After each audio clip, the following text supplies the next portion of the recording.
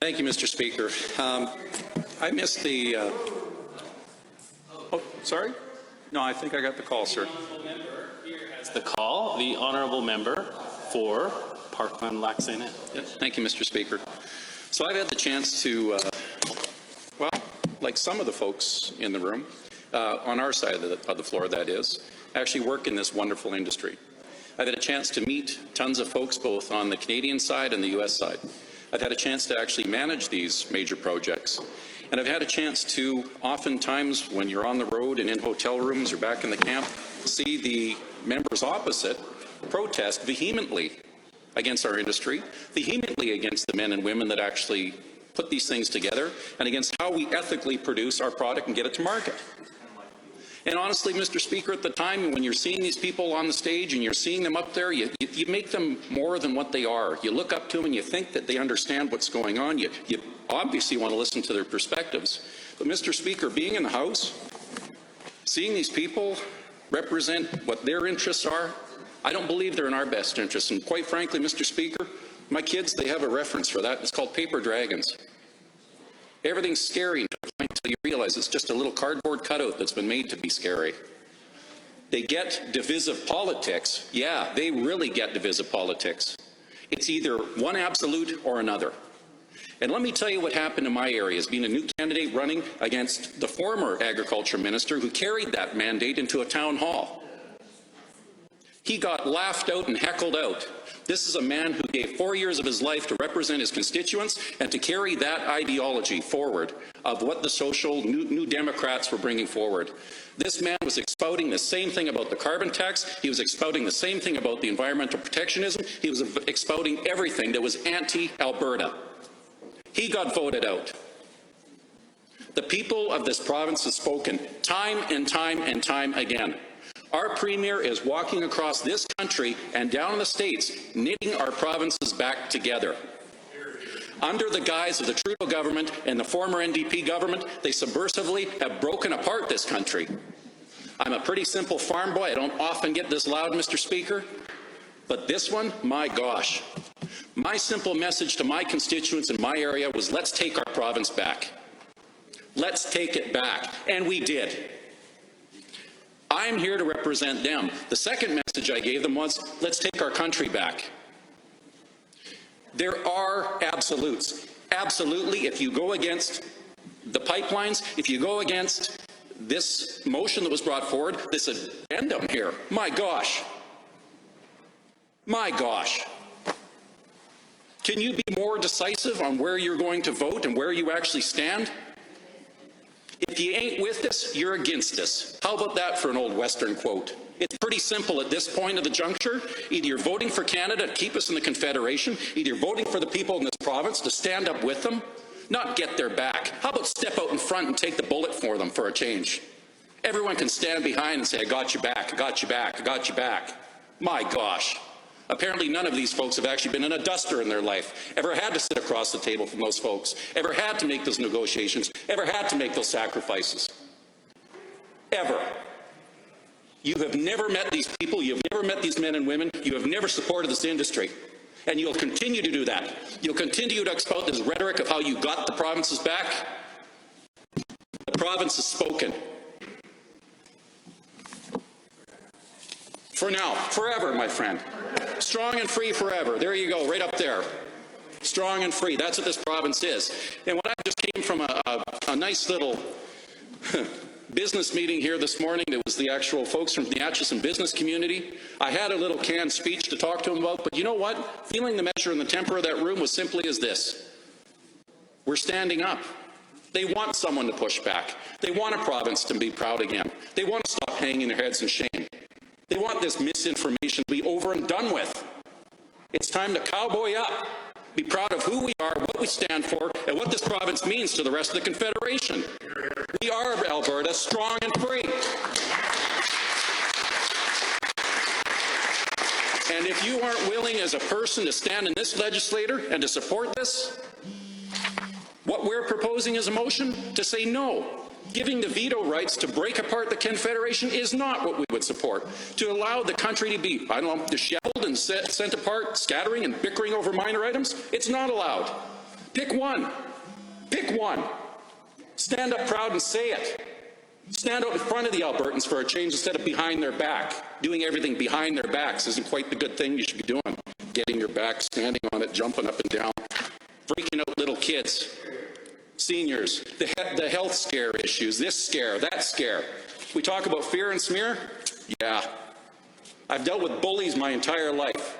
You got me off of the projects as a major projects guy, and you got me into politics. I hope you like your decision, because I'm here to stay. And Albertans are here to stay too.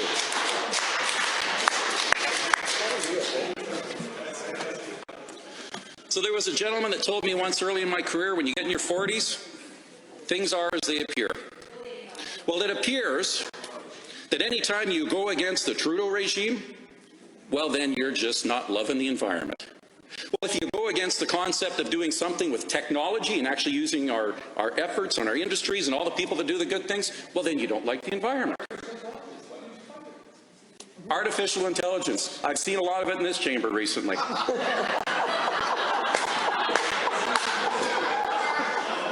You can have a diverse economy. You can do all these things, but you have to make a choice. This divisiveness has to end. The amount of environmental protectionism that we go through in a project is astounding. The average homeowner would drive them crazy. We separate the soils. We do the bugs and bunny reports. We do all the background information. We do siltation meditation control. We offset everything that we simply do. We build an entire road structure out there during the course of construction. We have a moving assembly line of which we're dropping this pipe in the ground at 1.5 clicks a day. We're spending millions of dollars a day. When you're building these big projects from, I don't know, Edmonton down to Chicago, we had 12 spreads going at once, $12 million a day that we're spending, $3.5 billion. I've been on those projects. I've managed that. A lot of the members opposite, prior experience, I don't know, they sold real estate. They did these other things. Maybe they were social workers. Nothing saying anything against that. But don't stand up here and tell me what it's like. And don't tell me about the coal workers. They're in my area. You profess, one member professed in here earlier that Stephen Harper shut down the coal mines. Oh my gosh. I felt like it was in Dallas again and Pam's waking up and Bobby's in the shower. This is completely a revelation. What happened was they accelerated the shutdown of a viable asset drastically. Now these folks put thousands of people out of work because of it. One of the members had the audacity to dare me to go talk to them personally. I did. I went to the union hall, talked to these guys, and told them exactly what was going on. And Mr. Speaker, 15 people in that room, all card-carrying union members, all part of that proud working group out there. We had the hard dialogue. What's happening with these payments at the end? What's happening with it? We had the hard dialogue that we'd have to get back to them. Exactly what the Minister of Works had said earlier, or sorry, of Labour Relations had said earlier. We have to have those hard dialogues. If you're in the hopper right now, we're dealing with it. We'll tell you about budget day, what comes next. Those people in that room accepted that. At the end of that meeting, I asked a simple question. Out of you guys, 15 in the room, how many of you voted for me? 12, Mr. Speaker. 2 didn't because they're in a different, well actually 3 didn't because they're in different constituencies, but they did vote UCP. 1 from Edmonton didn't. I think that's pretty reflective of what happens in my community, in my area. So I'll speak for those men and women out there, and I take exception to somebody else speaking for them because they elected me. And I have never spoken for the member of Decor, ever. But I can't hear the same when you start speaking up about my people in my area, rural Alberta, our issues that we're dealing with, the energy sector. So this is a simple one. This amendment, I'm not sure how much parliamentary language I can use to say what I would do with it, but hazard to say the bottom of a birdcage would be well served by using it. This is not the time to flinch. This is the time right now to make sure that we stand strong and we send a clear message to the rest of Canada and to the investment communities that we are open for business, we do mean what we say, and we're going to stand up and do what's right. We've been criticized about everything that we've done to go back against it. I couldn't believe the dialogues we had here back about the carbon tax. What they were concerned about is that Trudeau's carbon tax was going to come in. So you know what happened? We got rid of it. Prices of gas went down. We got people shaking their hands. They got a couple extra bucks in their pocket every month. And then what did they do? Well, let's just back Trudeau. Well, maybe if we just, gave more concessions. I think Winston Churchill spoke up at one point in history about giving concessions to a dictator, giving concessions to someone who just takes more. It didn't work. You have to fight the battles. You don't send somebody else to do it for you, and you sure as the heck don't stand behind them. And you don't try to negotiate your way out of it. You stand your point, you hold your ground. If you have to negotiate, you do it from a position of strength, not of weakness. And unfortunately, Mr. Speaker, we've been put in a precarious, weak position. The reason why Albertans voted us, they want some strength. They want some leadership. They don't want the rhetoric. They want the hard decisions to be made. They want people to do it with honor and integrity. People who can stand up in here and say what their positions are and not be worried about it. I'm voting Conservative. It might come as a surprise, but I am. Strongly support the candidate in my area, strongly support the message that's coming out there. There's only one party, in my opinion, that wants to be knitting this country back together again and giving that presence and giving that peace of mind to the rest of the investment community and the global stage. What we currently have is a laughing stock. Look at any media outlet that isn't controlled and kept within that little regime. External to this, the world's laughing at us and they can't trust us. They can't trust what we say. They don't know how to predict what's going to happen next because it's unpredictable.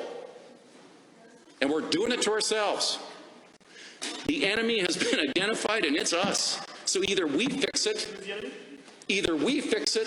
or no. Well, would you like me to speak directly to you? It might be unparliamentary, but I'd be more than happy to do it outside.